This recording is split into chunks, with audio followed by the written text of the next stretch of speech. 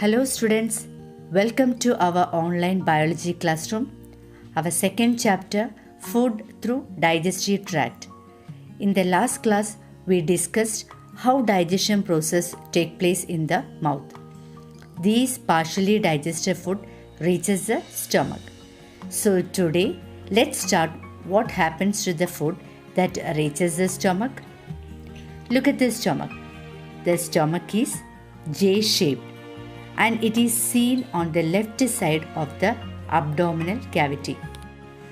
The slightly digested food in the mouth reaches the stomach, where further digestion takes place. In the stomach also there undergoes peristalsis. You have heard about peristalsis in the last class.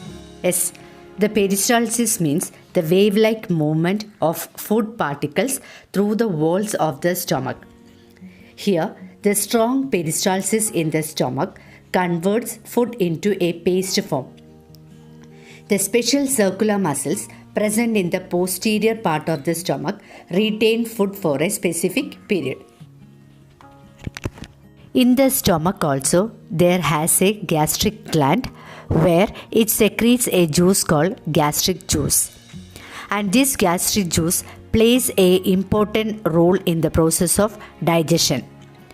The gastric juice contains components such as pepsin enzyme, gastric lipase enzyme, hydrochloric acid, or it is also called HCl, and mucus. The important enzyme present in the gastric juice are pepsin enzyme and gastric lipase enzyme. The pepsin enzyme converts proteins to peptones partially. That means it breaks into small bead-like structure. And gastric lipase enzyme, it digests fat partially. Next is the mucus. It protects the stomach wall from the actions of digestive juice. Last one is the hydrochloric acid. It destroys the germs which enters through the food. It also regulates the pH suitable for the digestion in the stomach. pH means potential of hydrogen, which gives neutral value. Already you have heard in the 8th standard.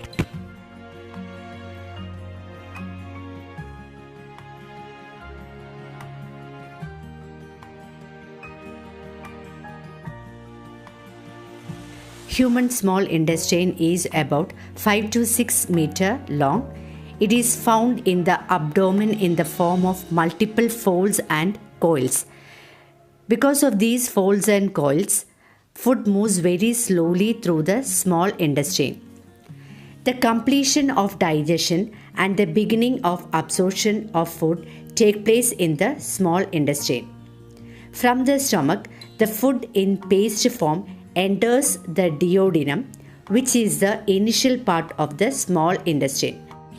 So student, write one question here. What do you mean by duodenum? The initial part of the small intestine is called duodenum. Next we can learn the structure of the liver. The liver is the largest gland in the human body, and in the liver there is no enzyme. And it secretes a juice called bile juice. It helps in the digestion by breaking down fat into smaller particles and making the food alkaline. The bile secreted by the liver is stored in the gall bladder. Next is the pancreas, which is seen just below to the liver.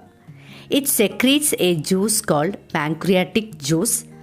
Bile and the pancreatic juice reaches the duodenum through a common duct.